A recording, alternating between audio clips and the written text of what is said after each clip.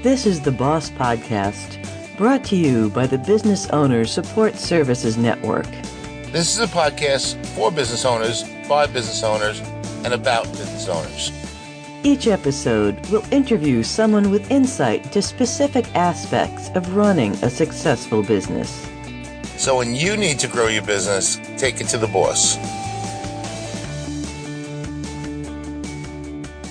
Thanks for joining us today. I am Meryl Lochner, Chief Storyteller and Podcast Producer with Smith Douglas Associates.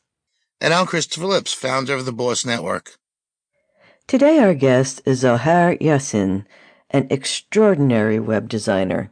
And one of the reasons I wanted to bring him on today is I noticed a friend who worked at a law firm. I went to their firm's website and the entire front page was mostly missing because they had done most everything on Adobe Flash. And that is a problem.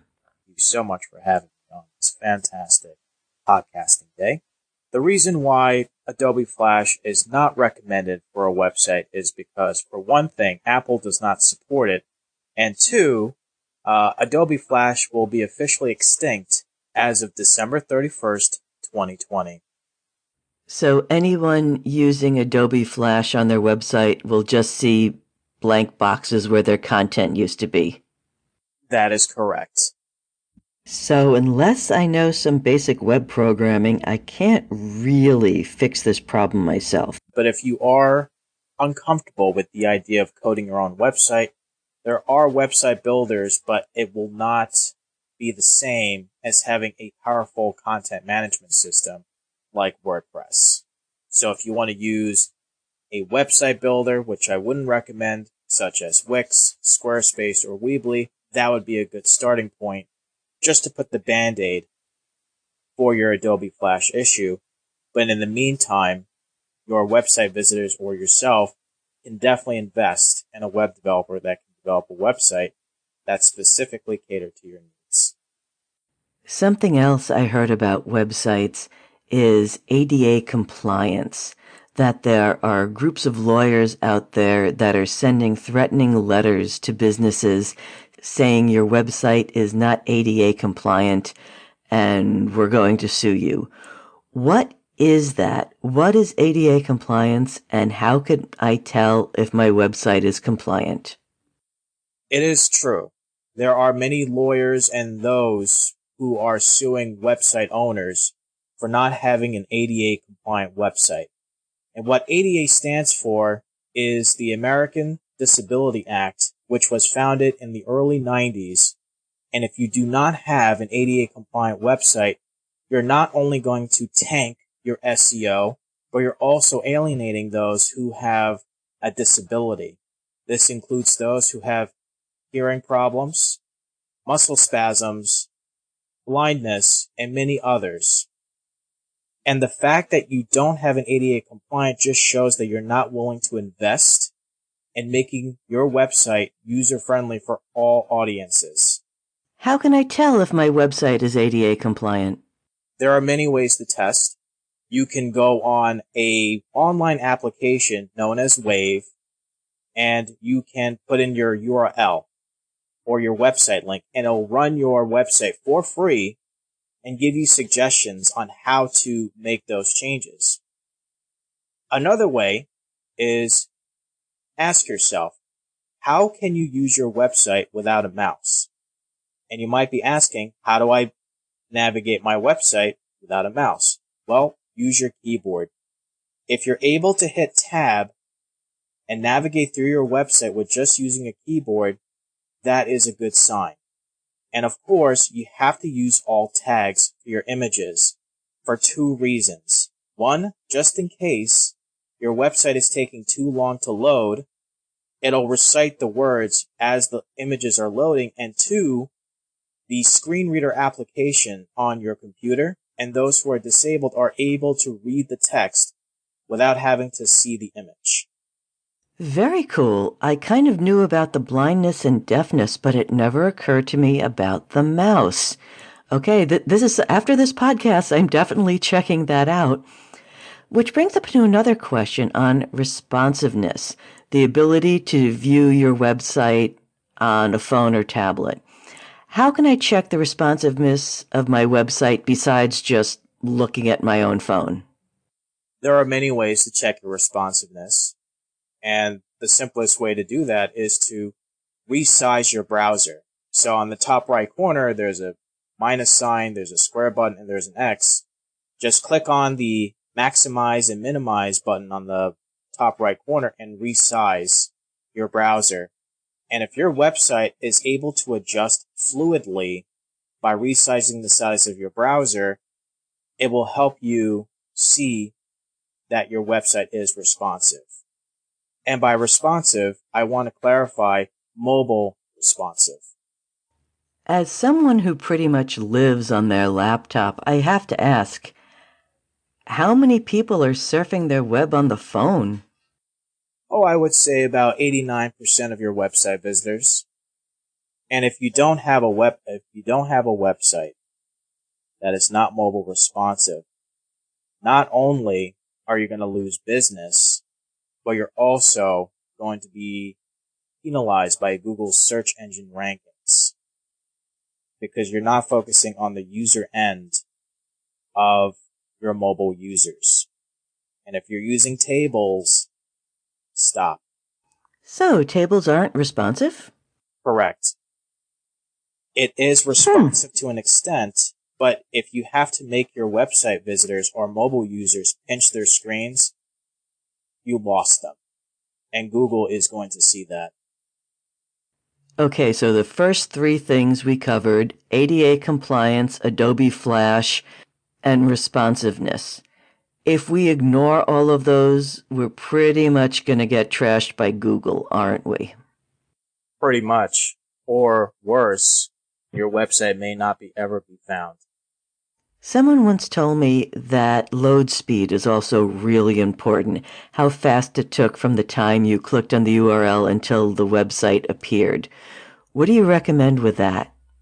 It really depends on the website. It could be from 3 to 4 seconds if it's just a landing page, no more than 7 seconds.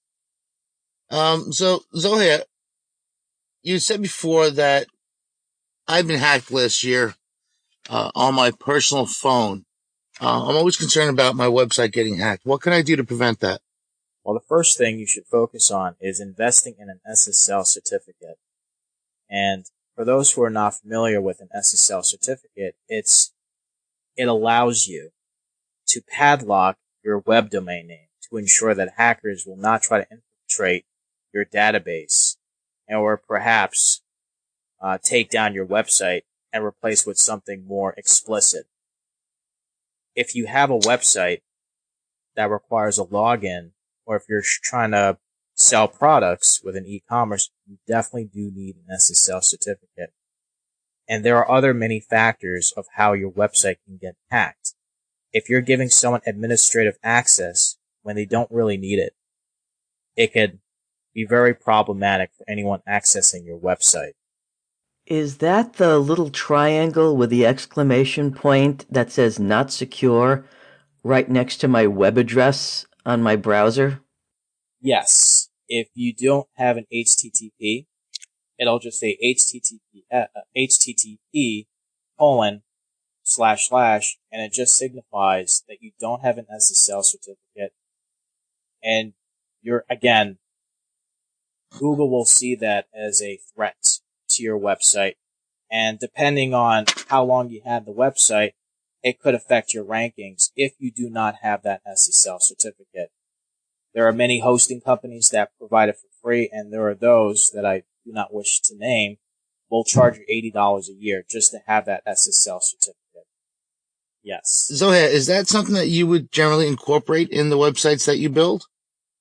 Absolutely. It's a must. It's like having a pair of shoes with no socks if you don't have an SSL certificate. Okay. The next question I wanted to ask you is, I've actually added a few things to my website, such as pictures from Google and, images. Is that okay, or do I need to get permission for that? It is definitely not okay to grab images from Google without the consent of the photographer and the rightful owner of that image. if you are looking to get the right image, I highly recommend you hire a photographer who can provide custom photography. Sure, you can get stock photography, but let's be honest, you don't want to come across as a company that has no sense of originality. But long answer short, you definitely don't want to just grab any image from Google. Even though they look very professional and it fits what you're looking for, you may get a letter from big name stock photo companies, which I will not name, and you will get a letter from their lawyers.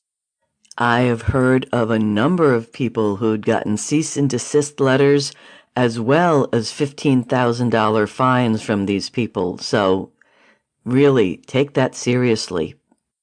So hey, I have a question regarding domain names. My website has a .com. Should I also invest in getting other domains like .net, .nyc, .biz? Not necessarily.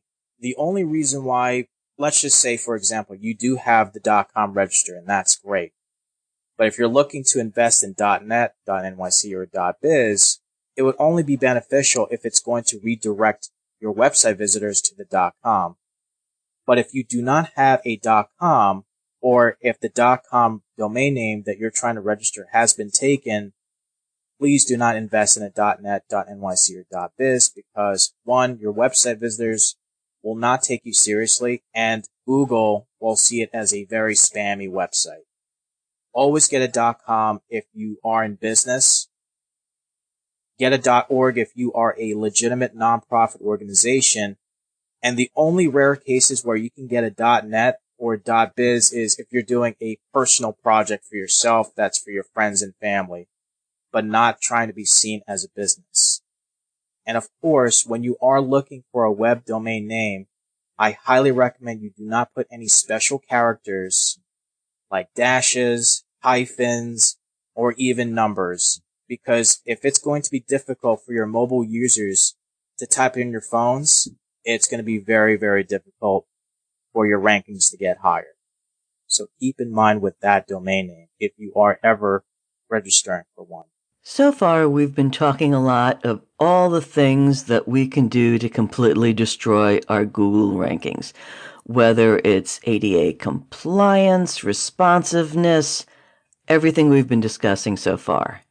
What can we do to get a better ranking on Google? What we could do to increase your SEO rankings is to ensure that you're utilizing keywords. You're adding meta descriptions, keywords, and tags, and most importantly, making sure that your website is mobile optimized. If you have a poor user experience, you're going to get poor search results. I've heard that phrase before, user experience or user experience design. What is that exactly? The user experience is just a feeling of what your website visitors should experience. Let me put it this way. If you're ever going to a restaurant, would you rather go to a restaurant that's dark, not easy to find, and the menu is all sticky and you can't read it at all? Or would you rather go to a restaurant that's well lit, it comes across very professional, and the menu is easy to read, and the images are very clear? So in a sense, experience design is the experience that you're giving to your website visitors of all audiences. If you're targeting those who are kids, you want to put fun colors. If you're targeting those who are doctors, you have to put in the information that's relevant towards your audience. In marketing, we call that voice of the customer. Pretty much, don't use jargon that your customers won't understand. Precisely. Content is one thing. And please do not create a website that has a green background and put red text on it, because you will be scaring away your website visitors. You definitely don't want to make it look too personalized. Make it look professional. Make it look simple and easy to understand and navigate. You don't want to have a polka dotted website with headers that are blinking. That is not only annoying, but it does come across as an illegitimate website in my professional opinion. What are other ways we can up our Google rankings? What about adding videos or podcasts or other media to our sites? I would highly recommend putting a video and or podcast series on your website if the player is associated with Google, because there's nothing like having free advertisement for Google while its bots are looking through your website. Sure, there's Vimeo and other means of uploading your content, but if you use YouTube, it's, as you may know, the second largest search engine out there, and it's free to use. Why not utilize what Google is giving you? And as the saying goes, Google is your best friend. And if you want to put a podcast, I definitely would put as much as information as you can without separating the podcast where people have to go to the about page to find one podcast, go to the contact page to find one podcast. Have it all in one place where it's easily accessible for your website visitors. Do not have a website that has a poor user experience design, because you're going to lose them and Google's not going to be interested, because it's about having the experience. Google does not judge your website based on your design alone. It's based on your information architecture as well as your website architecture as well. So on your websites, do you put links to social media, and can you put links on the social media to direct people back to the websites as well? Absolutely. It's highly recommended to link your website to your social media accounts and vice versa. And that's what they call in the SEO world backlinks. Another fancy term for connecting your page from one place to another. So yes. You had just mentioned SEO. Familiar with that? Search engine optimization, I believe. How does that affect your website? Well, the higher the SEO, the more likely people will find your website organically and perhaps word of mouth. But as a layman, what is SEO and how does it affect it? Search engine optimization, as you may know, is associated with Google, but it also is associated with many other search engines. This includes Bing, Yahoo, AOL, and in some cases MSN. And the more search engine optimized your website is, the more likely you will get organic traffic to your website. And in order to have an SEO website or search engine optimized website, you've got to have a mobile responsive website. You've got to have a fast loading website that's either hosted on Cloudflare or any other private servers you prefer to speed up your website. And having a search engine friendly website is crucial. But how exactly do you optimize? Is it just the words that you use, or is there more involved in optimizing it? There's a lot involved, and there's two types of SEO. There's inbound SEO and outbound SEO. Now, the difference between the inbound SEO and outbound SEO is that inbound is the SEO that you can find within the website. This includes making sure your images have alt tags, there are certain keywords, it's mobile responsive, it's fast. That's the inbound part. The outbound is just the idea of allowing people to come to your website outside of your website. This includes using social media, finding ways to find forums and mention, hey, I do this, so on and so forth. If you want to learn more, visit my website. And of course, most importantly, if you know any other business directories, why not use a website that offers a website directory like Yellow Pages, Google Maps. And of course, there's no shame, and it's highly recommended that you register your business with Google and provide your website there, as well as your hours, bio, so that when someone is typing your name on Google, your website, hours, photos, videos will appear on the right side of your SERP.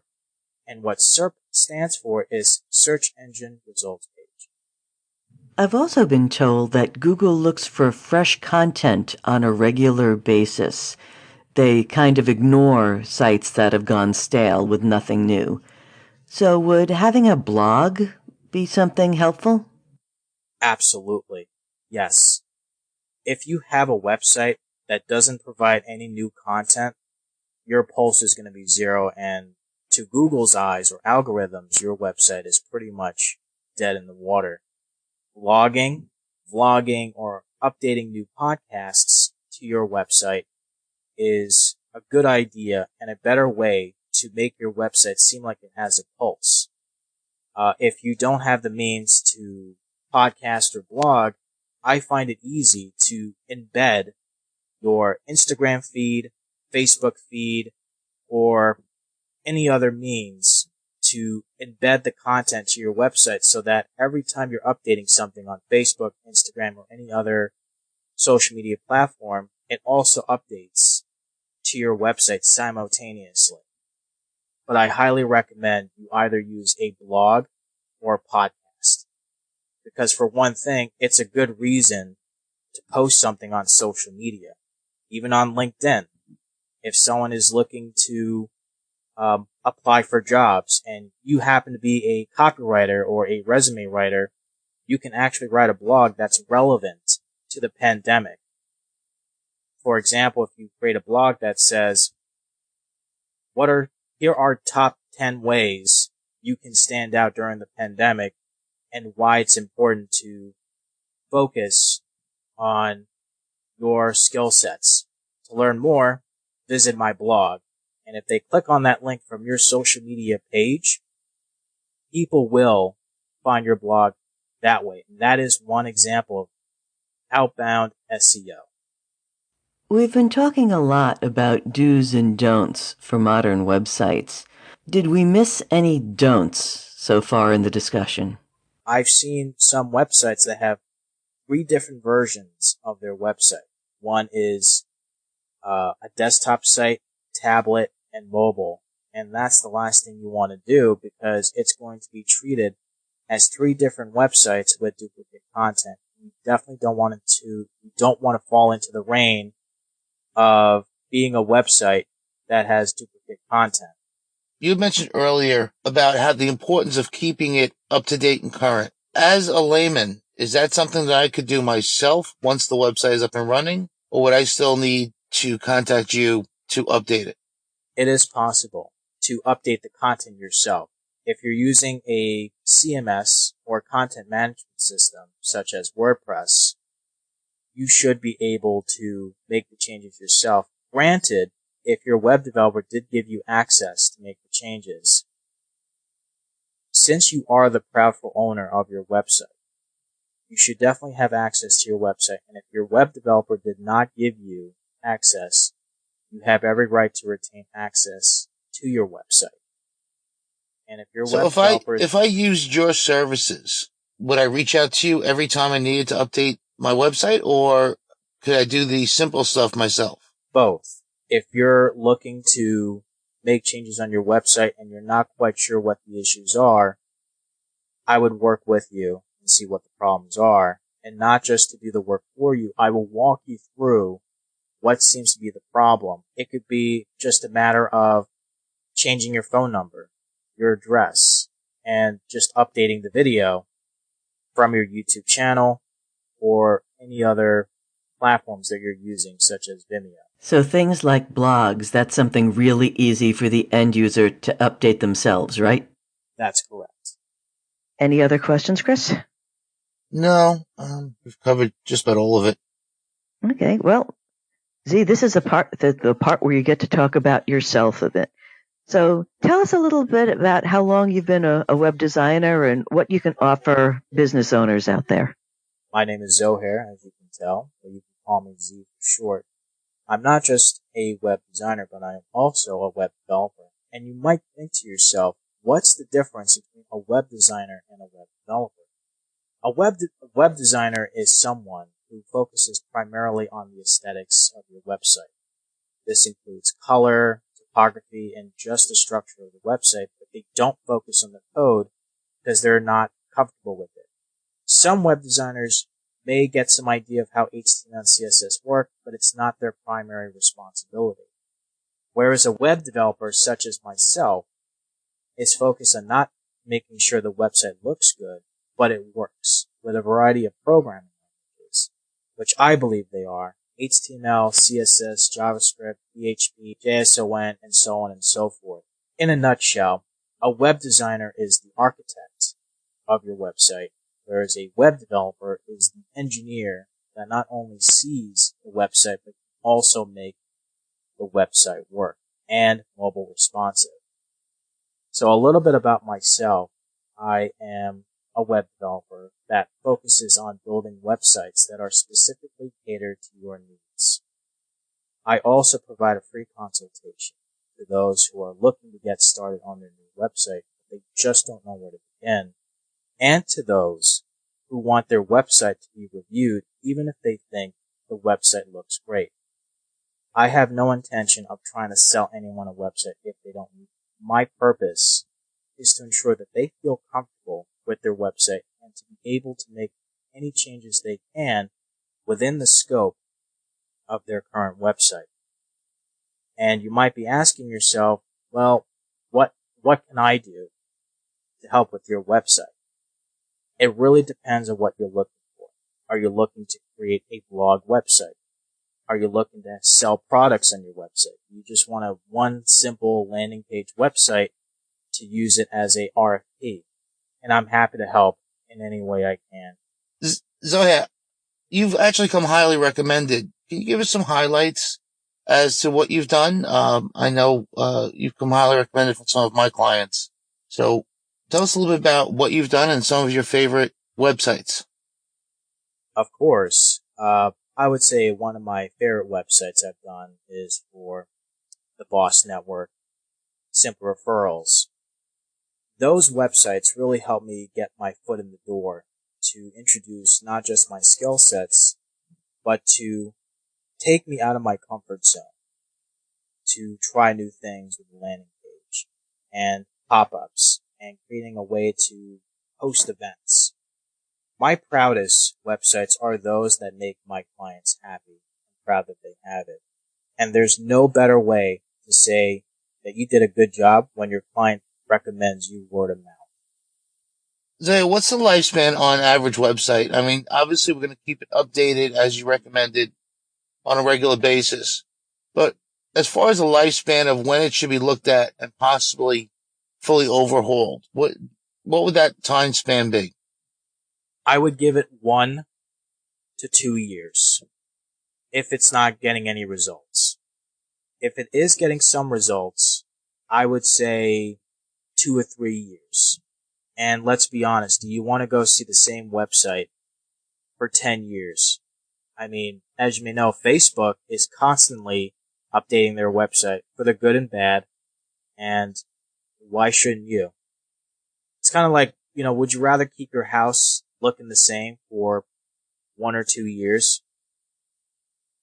So you recommend a yearly checkup, or at least a bi-yearly checkup as far as websites go, just to check the pulse of it and make sure it's still as efficient as it should be. Exactly. You hear a lot about website analytics, but I'm not really sure what that is. Analytics, I believe, is just a fancy term for keeping track of your data. And in this case, your website data. You can use programs that I recommend, such as Google Analytics. It not only records your bounce rate, which is just a fancy term for how long your website visitors are staying there for. The higher the bounce rate, the lower your SEO rankings. But the lower the bounce rate, the better it is for your SEO. And if you do have a Google Analytics account, it's better for your marketing team and yourself to know how long people are staying on your website. How are they finding your website? What are they clicking on? And what are the top ranking pages that people are going to? So if you have a 5-page website, it will let you know that a lot of people are going to your about page. People are going to your contact page. People are going to your shop page. So having the analytics, which is powered by Google, is not only great for your SEO, but it's also a good insight to know how people are finding your website and how long they're being there. And if you want to get into Facebook advertising, I definitely would recommend using a Facebook Pixel to keep track of your demographic market, who's been visiting your website. It could be either by age or gender in terms of Facebook ads. So what I'm hearing, it's a good way to determine on your site what is working and what's not working, and potentially when it would be time to call someone like you if it is not getting a great responsiveness. Would that be an accurate summation of that? Precisely, Chris. And with these analytics, you'll have the data necessary to see improvements and what is lacking in your website visitors' lack of experience. And that's why having that user experience design is very, very crucial for your website. So, how can our listeners reach you? You can visit my website at www.zworldwebs.com. You can visit my Facebook page, www.facebook.com/zworldwebs, or you can give me a call. My number is 516-557-3714. Thank you so much for joining us today. Well, thank you, Meryl and Chris, for having me today. Thank you very much, Zoe. It was a pleasure speaking with you. Likewise, Chris. And please, call me Z.